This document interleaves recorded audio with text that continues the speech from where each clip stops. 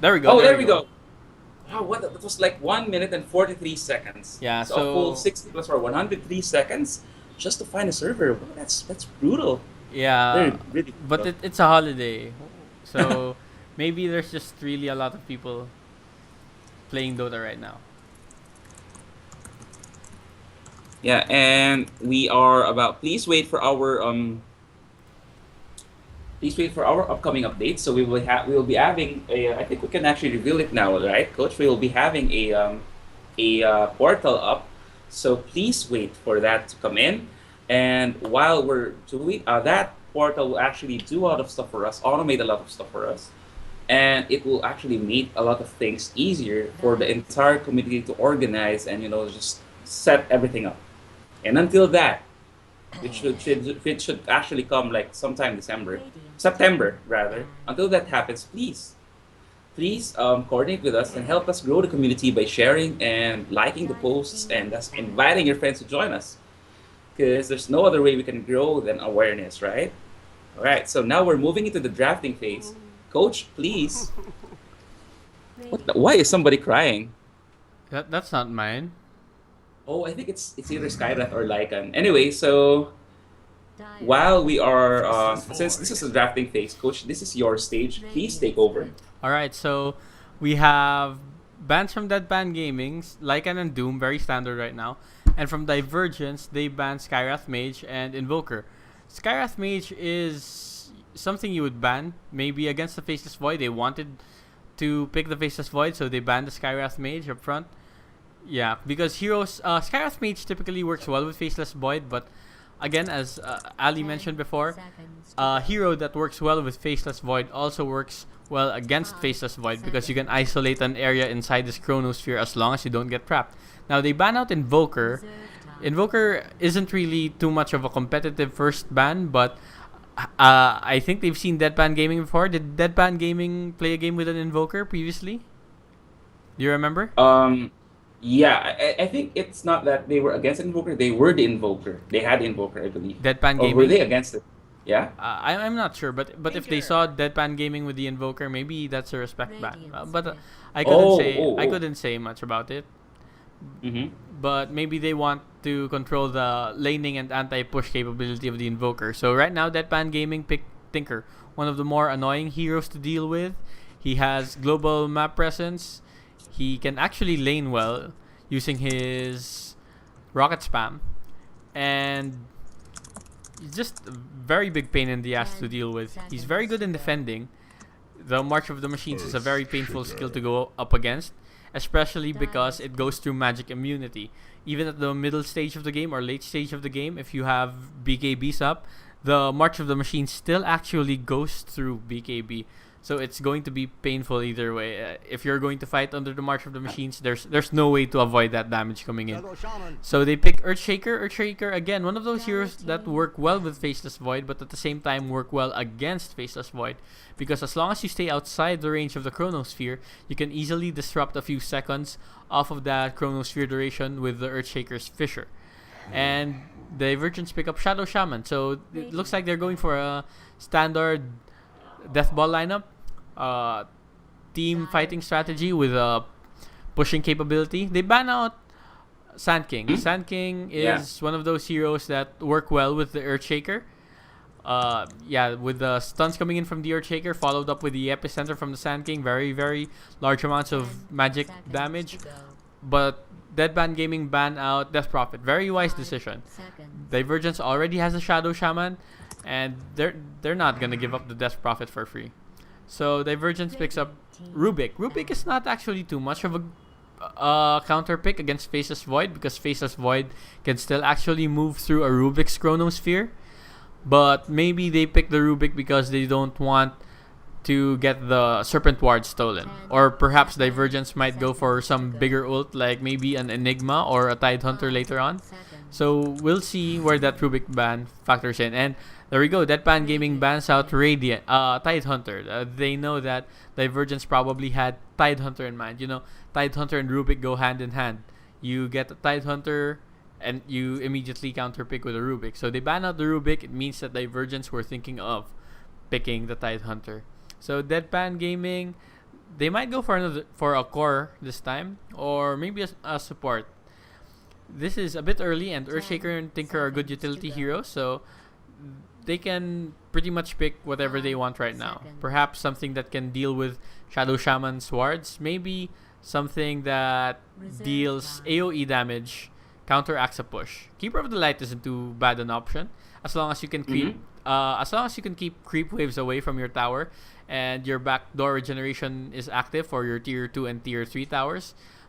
Even with a Death Ball lineup, you're going to have a hard time going up against towers without your creep wave, without deactivating that backdoor regeneration and protection. Yeah. So that's maybe what Deadpan Gaming might pick up right now. A bit more control. They pick Viper. So maybe they want to lane Viper mid and put Tinker somewhere else. Maybe put Tinker going on Ancients. I don't know. We'll still have to see the remaining picks and bans. Divergence goes straight up front with their carry, Wraith King. Wraith King is actually very good paired with Faceless Void, because Wraith King can just YOLO in and get the enemies in a bad position. If they get too clumped up because they try to kill the Wraith King, the Faceless Void can follow up with a Chronosphere after they get trapped by the slow of the reincarnation. Deadpan Gaming, however, picks up Ancient Apparition. Ancient Apparition has good AoE, maybe can control creeps a bit. Ancient Apparition can shatter creeps from far away using his Ice Blast. And Divergence picks up Clockwork. Yeah, they're going for another initiator this time. Wraith King is a good initiator if he gets a blink. Clockwork is a good initiator regardless of what he has, as long as he has level 6. There's such a build like a blink Clockwork?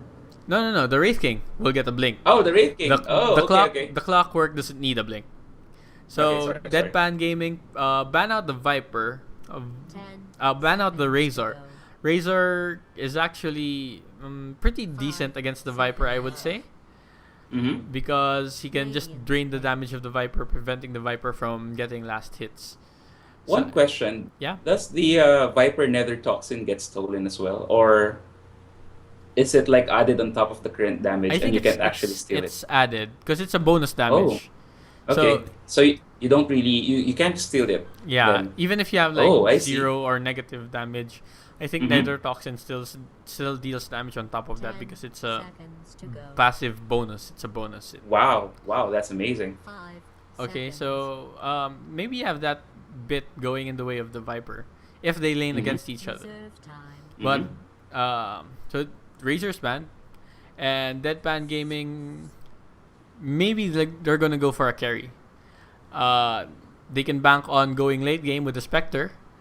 They can bank on going aggressive with perhaps a Lifestealer. No, the Lifestealer can be dealt with a Shadow Shaman and Faceless Void. So maybe this is another one of those no carry games. Now they pick up Brewmaster. Yeah, none of those hard carry, right-clicking Agi or Strength heroes. Brewmaster, he's very powerful in his own right, but not a traditional carry in the sense that you would right-click enemies to death with Brewmaster.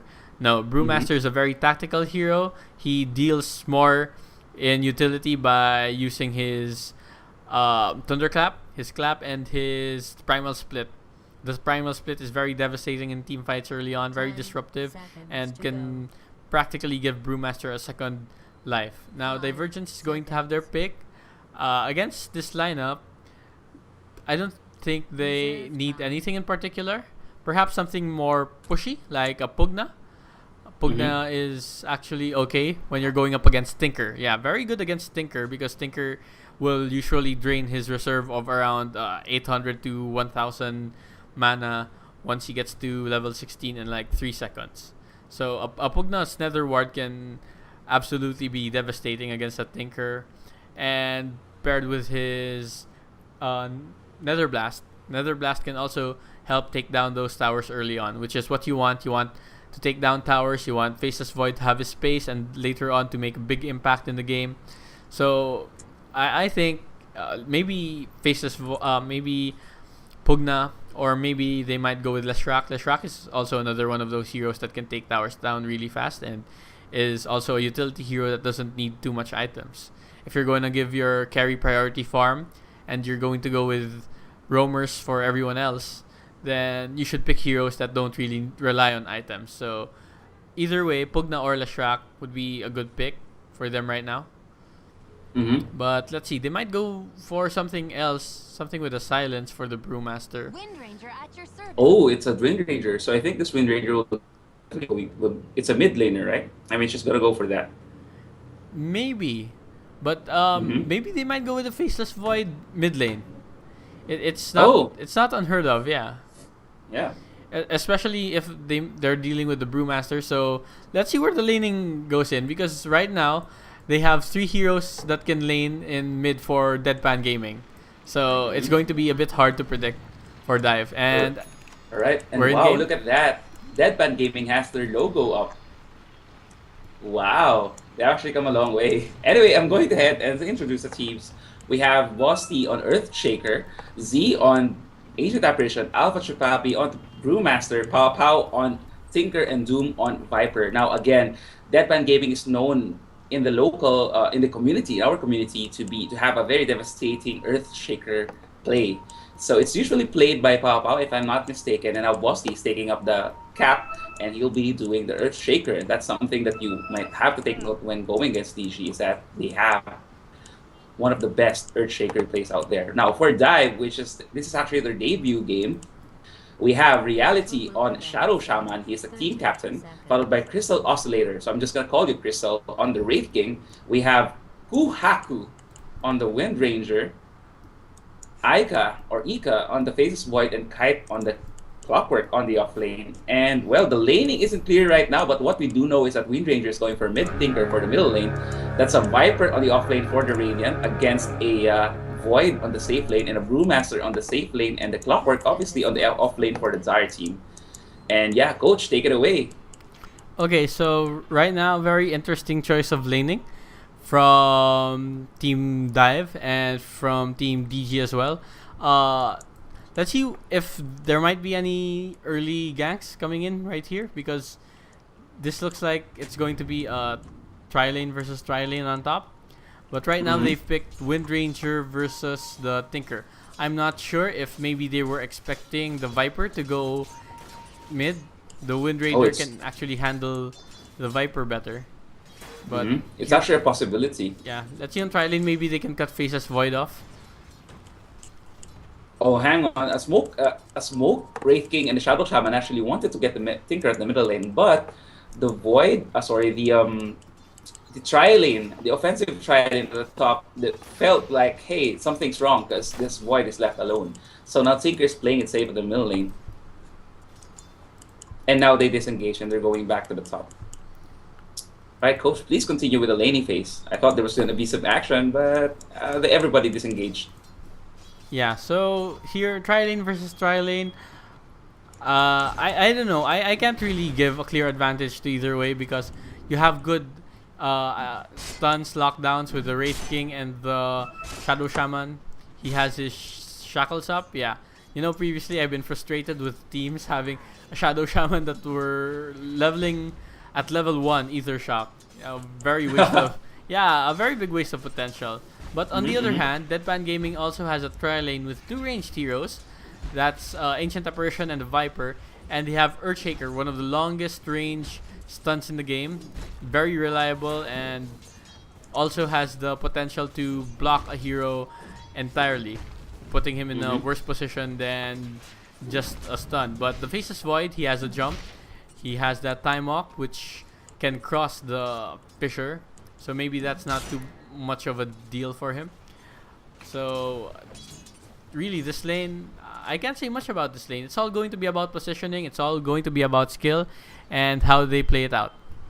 So let's check out the other matchups. Here at the bot, we have Clockwork. It seems like Clockwork is getting harassed by the Brewmaster, and it should be apparent if we check the last hits and the nice. The Brewmaster is second place next to the Viper. Viper is top at 14. Brewmaster is at a commanding 10. He's going to zone out this Clockwork. Oddly, the Clockwork isn't spamming his power cogs. He should be spamming his power cogs. These are a cheap spell, 50 mana, and can drain a lot of the mana of the Brewmaster and can zone the Brewmaster out. He's not really spamming them right now. But it's evident that the Brewmaster is really winning this lane. 13 last hits against Clockwork's 4. If we take a look at mid, the Wind Ranger is doing okay. It's 8-2 versus 9-1, pretty much even right now. And Shackle Shot coming in from the Windrunner, and I think she's going to try to get the kill on top of this Tinker, but misses that power shot, and now Raw Power replies with a laser, and well, that's a disengage. First blood coming in at the top lane. It seems that Bosti, the Earthshaker, finds the kill on Reality, and the Shadow Shaman goes down. And I'm kind of nervous for Dive because we have seen Shadow Shamans lacking the levels for the early game. During the early games recently, and well, Shadow Shaman is one of the last heroes you want to have the levels delayed. Yeah, that's the thing with Shadow Shaman. Shadow Shaman is a very, very potent hero, but only if he gets to level 6. If you're going in 10 minutes, 15 minutes, and Shadow Shaman still hasn't gotten his level 6, you're wasting that potential. You're still not taking down towers earlier on. Then you basically have a dead pick.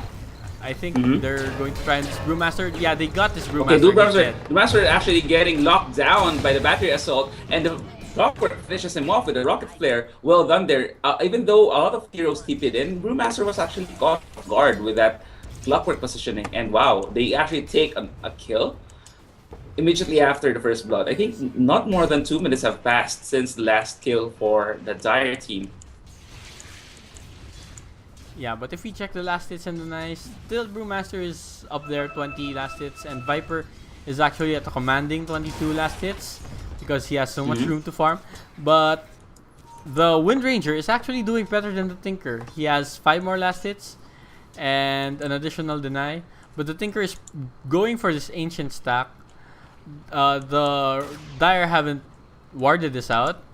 They should know that the Tinker pulling the ancient camp for Radiant side is a very common strategy, so they should have thought of that and they should have considered putting a ward there. But right now, the Tinker has level 3 March of the Machines. If he stacks this ancient camp and manages to take down 3 or 4 at the same time, that's going to be a big surge of gold for the Tinker. I think they want to kill the Tinker here. Shadow Shaman's rotating. And the Wraith King actually gets spotted by the ward, and Rocket Flare support coming in from Clockwork. I think it's going to find. Oh, he was actually trying to check if the Tinker was there. Shadow Shaman coming in from the back. He has the shackles, he has the hex, and now Shackle Shot from Kuhaku trying to get that hit, that lockdown on Pow Pow, but no, not gonna find it. Now Shadow Shaman is now with Clockwork. Clockwork on level 6. The hook shot is up. They might actually get a kill here. Ancient Apparition right behind Wraith King. Wraith King now positioning himself so that he can throw the stun. Ancient Apparition showing that Chilling Touch to help out with Bosti. Hook shot coming in from Clockwork. Not going to be able to lock down the Tinker. Tinker is just walking around. He can actually throw March of the Machines to block the Wraith King. Wraith King falls, and now the Pow Pow, the Tinker is getting Hex, is getting slowdown, and he dies to that. He dies to the Wind Ranger. Reality tries to he actually finds kill the Brewmaster, so Shadow Sham he gets killed by the Thunderclap there, and just a multitude of responses and ping pong kills coming in from both teams. It was in the end around a 1-for-2, coach? Yeah, it was a 2-for-1 in favor of Deadpan. 2-for-1. All right, so now it's 3-2 in favor of Deadpan Gaming, and even though we have Dive lagging behind by 1 kill from the Deadpan Gaming team. The Wind Ranger is, as you have said, coach, she's quite doing well for the middle lane considering she went against Tinker. But of course, you can't really blame Tinker because the Tinker went for March of the Machines, and this doesn't really offer that much harassment, especially if you're up against a ranged hero. Oh, now Viper actually finds a kill on the Faceless Void at top. Bosti throwing down the Fisher just to block the Faceless Void, and now MF Doom with a Chilling Touch finishes that kill off. Now near the Radiant Ancient camp, we see a lot of things happening. Kuhaku going close for the Shackle Shot, not gonna find anyone, not gonna hook that Tinker with the Ancient Apparition, and they disengage. And by the way, Clockwork actually missed the hook shot as well. He latched onto the Wind Ranger, not being able to get a close battery assault, just to lock down the int heroes at the middle lane. So a lot of misplays there from Dive. Yeah, so this is what I was saying about the games we've recently had with the Shadow Shaman, it's always that the Shadow Shaman fails to get his level 6 earlier on. I think this is because they focus too much on ganking. Yeah, they want Shadow Shaman to gank, but if he's not getting those kills, if he's going to gank and end up dying from those ganks, then he's just really hurting himself. Right now, the bottom two in levels are Wraith King and Shadow Shaman, both gankers in this team, both designated to be gankers, but not finding any good pickups. That is actually critical because both of the ultimates are one of the core reasons why this draft was picked up. And then with Wraith King getting spotted by Boss T right there, and he falls to Viper again with a Chilling Touch. This Chilling Touch with that Nether Toxin is doing wonders, Coach. This is just absolutely brutal. Yeah, I think Viper hookshot missing coming in. Oh, hang on, middle lane action coming in. We see the hookshot getting thrown by the Clockwork, but not gonna find the hit. They want Pow Pow, but Pow Pow escapes in one piece. Okay, hang on. Going back to what you were saying, Coach. Yeah, the Viper was probably dealing around 200, maybe a bit more damage per hit, and because of that Earthshaker lockdown, he actually made a good cut of the Wraith King's path, so easily melts a strength hero like Wraith King, especially since the Wraith King is still on level 3, no ult, low stats, easy pickings for the Radiant, and this is really a tough position for them to be in.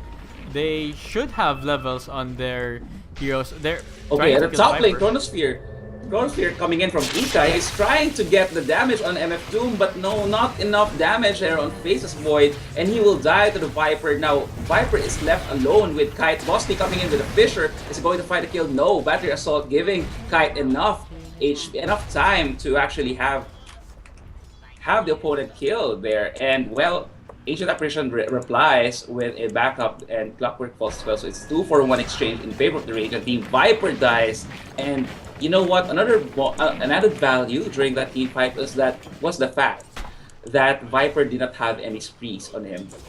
They were at a commanding lead, especially with the gold because of the last hits, but he did not have any sprees. And you know, those whenever a hero dies with a spree, it kind of balances out a lot of things because of the spree bonus gold. Yeah, so because Viper wasn't actually the one doing the kills, let me check. I think it was... No, I think the Viper gave something up. He has 3 kills and 1 death. So that's at least a killing spree actually. But if we check the gold graph, we should check the gold graph right now. It's been 10 minutes. I haven't checked the gold graph yet. 5,000 in favor of Deadpan Gaming for gold. And in EXP around 3,500, maybe 4,000 in favor of Deadpan Gaming. Still by no means a closed game. This could still be up in the air if Shadow Shaman gets his level 6 and they play it really well right now. Brewmaster, however, is level 9. Can I check the levels a bit? Here we go. Level 9 Brewmaster, level 8 Tinker, and Viper. So in terms of EXP, yeah, those level advantages are really going to give a big benefit to Team Deadpan Gaming, especially when some of these heroes start hitting level 11. And like a hook shot coming in from Kite right there, getting Pow Pow locked down, Ancient Apparition going in the Ice Blast for support, and now Clockwork will shatter, and now Wind Ranger is in danger, is getting stunned. Reality TPing in, throws the Hex atop the ES, and actually buys Wind Ranger some time to escape. And wow, that's wonderful exchange there, 1-for-1 for both teams. At the top lane, they tried to get a harassment on top of MF Doom, but no, MF Doom refuses to yield, and he is actually making short work of these two heroes at the top lane. Yeah, I think the shining star right now for Team Dive is their Wind Ranger. I was about to say Windrunner. He's top of the charts for their last hits, net worth, and gold per minute, and probably EXP per minute. Yeah, Wind Ranger actually has the highest EXP per minute in the game right now, higher than even the Brewmaster.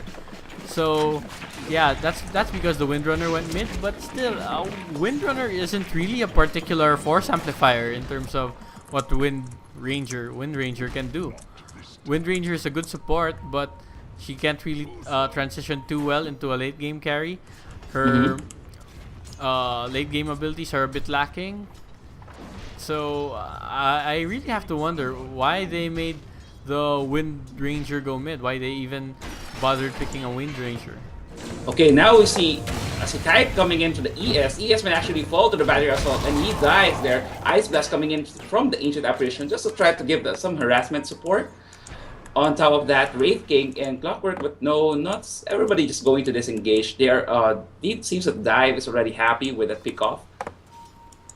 And you know what? It means a lot. The longer you delay an Earthshaker from his blink, you know, just keep pummeling him down. It could actually have some late game implications for the dive team. But at the same time, Shadow Shaman is still lacking his level 6. This is what I'm talking about. If you're going past 10 minutes and your Shadow Shaman still hasn't gotten his level 6, wait, on mid? Okay, in the middle lane, we see Iceblast coming Ancient Operation at the Fisher actually not locking Kuhaku down, and he escapes. She escapes. I don't know what pronouns he used. She escapes with her life, and now Clockwork coming in to support Earthshaker moving towards the top lane. What is he doing? He's trying to find somebody to lock down with that wall. And, well, seems that teams are now converging at the middle lane. We have like 4 heroes from the Radiant converging. Now Brewmaster has the Blink Dagger now moving towards the Shadow Shaman. The Shadow Shaman is completely unaware of what about to happen. He has the wards up. The blink cooldown's is being waited on by the Brewmaster. He now jump in there and finds that Blink Dagger, throws the ultimate. He will definitely throw the Boulder Smash and get the kill on top of Reality. Reality however, has the level 6, but he will be able to pull it off just yet. Okay, yes, it's dead for 18 minutes, and everyone else in Team Dive is out of position. Yeah, so although Shadow Shaman and Wraith King have their ults up, it's still a 15-minute game wherein supposed Death Ball pickup hasn't taken down any tower. And again, it's not really a symmetric game. Dota is never a symmetric game. But the most important part is that you pick a lineup, you have objectives in mind, and you need to accomplish those objectives. And in the case of Dive, their objective should be taking down towers early on to ensure space for the Faceless Void. But if we look at the net worth, the Faceless Void is far from having a decent farm. He's only 2,400 gold. I don't know what he's going for. Right now, he only has brown boots to his name. Oh. Now, hookshot coming in from Clockwork. He has no mana. He did through the barrier assault, however. He did throw it. Now, MF Doom trying to live and survive. He threw some mechanism up, gives an additional HP. The Viper Strike is on top of this Clockwork. Clockwork is on Age of Shattering. Tinker throws in the Magic Missile, lasers on the Wraith King. Now, Oscillator is dead. Viper is alive. TP coming in from Shadow Shaman. He's trying to escape, but Fisher from the Earthshaker is going to kill him, and that is a 2-for-0 exchange. That Viper is just so tough to kill. He has the Ogre. I don't know if he had the Ogre Club back then, but he had so much HP on top of himself that there was just not enough damage coming in from Team Dive. And I don't know if was Shadow Shaman out of position, because he could have actually thrown the Mass Serpent Wards there and give them additional HP. I don't think he wanted to use the Mass Serpent Wards. And this Wind Ranger, although she's doing well in stats herself, 5,700 in net worth, and in EXP, second highest in the game. Wait, something's happening on top, but the Faceless Void. On the top lane, we see Faceless Void actually in danger of dying. The Thunderclap from the Brewmaster missing, and well, they disengage. Do they have a ward here? I think they were just casually walking towards this area, and they just spotted the Void out. Yeah, so the Wind Ranger, you know, she's the highest level for Team Dive, but Wind Ranger isn't really supposed to be a hero like that.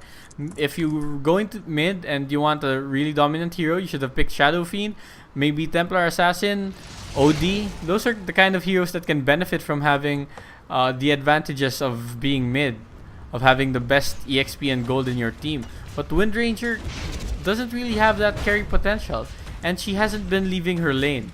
She's been farming mid, and she hasn't been there to assist in team fights too much.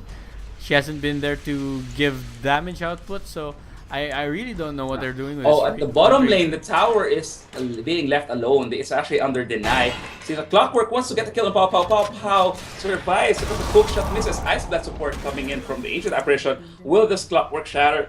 I don't believe so. Now I do. The heat-seeking missile coming in from Tinker makes sure that he falls. Now Alpha Chupapi, the Brewmaster, getting Hex right there. Chilling Touch coming in from Ancient Apparition. He gives additional damage on top of the Boss T, but a wonderful Fisher blocking the Shadow Shaman down. And Shadow Shaman is dead once again without even, he didn't even have the chance to use a Master Serpent Wards yet. Again, this is Deadpan Gaming doing a lot, doing just a wonderful play, wonderfully executed play against Team Dive. Yeah, so let's check the EXP graph and gold graph right now. Gold, it's already 10,000 in favor of Deadpan Gaming, and EXP maybe around 7,000. But the thing is, Deadpan Gaming has already taken 3 towers from Team Dive, and still no towers down on the Radiant side. This is really big. Especially if you have Shadow Shaman, you should be able to at least defend your towers with those wards. I don't think I've seen the wards go down yet. Have you? They haven't been. No, right? it's always on cooldown. So, so I don't know. He hasn't been able to use them offensively nor defensively. So that's another waste going that for dive. And right Okay, now we Void actually diving in on top of the Brewmaster. This is the worst target he can pick. He has so much HP. Ice Blast coming in from DG right there. And now this Aika might actually shatter, and he does. Earthshaker finishes him off with a stun. And the Master Serpent Wards getting used defensively. Shadow Shaman will now fall. MF Doom is now on a killing spree, and they're trying to get a kill on Kuhaku. Now we see the clockwork here. Kite is out of position. Oh wait, hang on. Is the Ancient Operation Chilling Touch working on Brewmaster? Oh, it does work on the main hero. Anyway, he disengages. He doesn't have enough HP. I hear a hookshot coming in. I think they do. They do. Kite. They do find Pop. I don't know why he engaged Taobao and now he dies. There's just too many heroes still alive for the Radiant team during that, after the last team fight, and that was actually a very, very bad decision. Yeah, they're really underestimating the capacity of Deadpan to disengage from team fights. They have that Earthshaker, which disrupts any initiation from the Clockwork and Faceless Void. And they have large amounts of damage still coming from the Ancient Apparition. He has level 4 Chilling Touch. Usually you keep that at level 1, but with a Viper dealing that massive amounts of damage, I think it may be just worth it to get that to level 4, because the Viper will be keeping on throwing those massive right clicks all throughout engagements. So yeah, they're really underestimating the capacity of Deadpan Gaming right now to turn around any initiation. The Faceless Void started the whole team fight by jumping onto the Brewmaster and trying to do.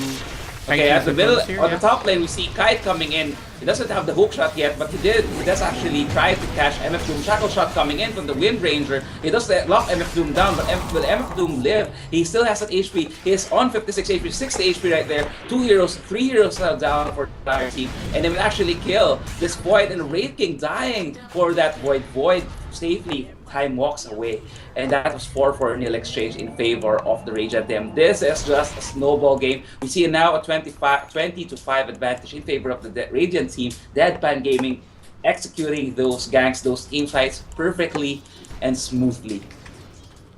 Yeah, I think it has been 10 kills. 10 kills for Deadpan Gaming since Dive got their last kill. So I think that's been a 10-0 streak in their name. And you know, it's probably very disheartening if you're Dive right now. There's around 20k gold advantage for Deadpan, and in EXP around 15,000. They've lost their mid tier 2, and they might just lose this top one. But I think Deadpan are going to back out of this one for now. Right now, MF Doom trying to he's actually getting stunned by Red King. He sees the face of Void, has the Chronosphere, but he will die before he can actually do anything. And this is just bad for Deep Dive. This Tinker has a Blink Dagger, has a Dragon 1.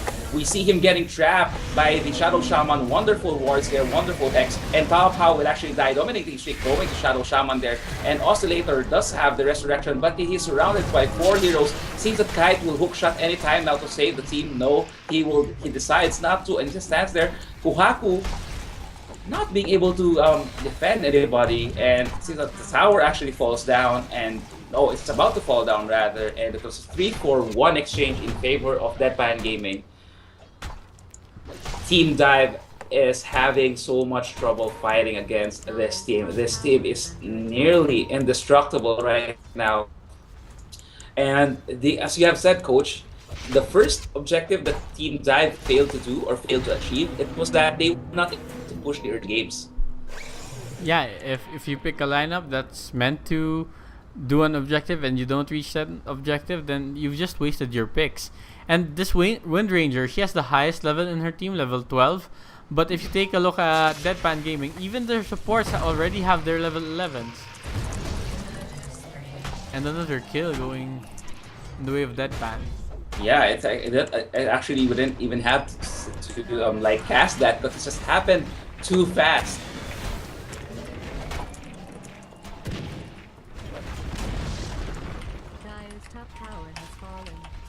So at this point, the game is getting worse and worse, harder and harder for Dive to... Faces were actually evading, sorry, that it's a very action-packed game, or action-pan game, just to honor Deadpan Gaming. Anyway, seems that they have complete control of the lanes, not exactly the entire map, but the lane that they are pushing. Deadpan Gaming can just push. Dive just having trouble trying to, shake the foundation of Deadpan Gaming here. Yeah, I think it's quite clear that Deadpan Gaming has been playing as a team more than Dive. You can really see the coordination in how they play. Coming in, yeah, wonderful. Smoke of Deceit gank coming in from Dive. Wraith King throws the stun on top of the Earthshaker, but Earthshaker is being protected by the Brewmaster. Throws a thunderclap. No resurrection from the Wraith King there. Meanwhile, here near the ancient camp of the Radiant team, Chronosphere coming down from Ika. Ika getting so damn confused right there. Wind Ranger throws a Wind Rush. He will now TP out to safety, but too much magic damage coming in from the Radiant team. And it's a 3-4-1 exchange in favor of Deadpan Gaming. That was actually hilarious. Ika actually was able to throw the Chronosphere, but he got confused as to who to attack. He just backed away. I think he backed away right after he saw his first attack. His first attack dealt virtually nothing against the Viper, was it? So he's like, nothing's gonna happen here. I'm just gonna die when this Chronosphere ends. So I'm gonna back up right now. So I think that's what happened now. DG's going for a big wraparound.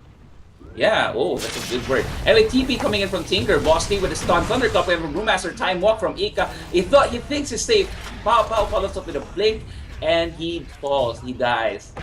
Now, the biggest disadvantage of having a time walk is that if the enemy has a blink, they could actually follow you at the end of that time walk. Yeah, so if we check the items right now, we have 1, 2, 3 blinks for Deadpan Gaming. The Earthshaker, the Brewmaster, and of course the Tinker. And they have 2 Aghanims right now. I think they're going for 3 Aghanims. Yeah, the Ancient Apparition is also going for his Aghanims. And maybe the Earthshaker. The Earthshaker has a point booster right now. So here hookshot coming in. Who did they find? Okay, they find the Boss T right here. The Battery Assault just whittling Boss T down, but no. Tinker TPs in just right on time and finishes the job. Ancient Apparition with the Ice Blast, killing him off. Thunderclap coming in from the Brewmaster. Shadow Shaman has no hopes of surviving. Boss T coming in with a blink, finds a stun on the Wraith King. Wraith King has the Resurrection on cooldown. He still has 10 seconds on that clock. Ika wants to go here. He has 10 seconds on that Chronosphere. Mechanism getting thrown by Doom. Tinker is now just being an absolute bastard. They have the ward, they have the ramp warded, and so this Tinker can just keep spamming this heat-seeking missile, and now Dive actually calls in the GG. And Deadpan Gaming will get this game. Okay, we're just waiting for the game to finish. And wow, wonderful game. Brewmaster not yet done. He wants to kill there. Throws a Primal Split on top of Face-Fight. Face-Fight with a time walk, and that's it! Time! Very action-packed game right there. And we will now proceed to game 2. We'll just take a 5-minute break.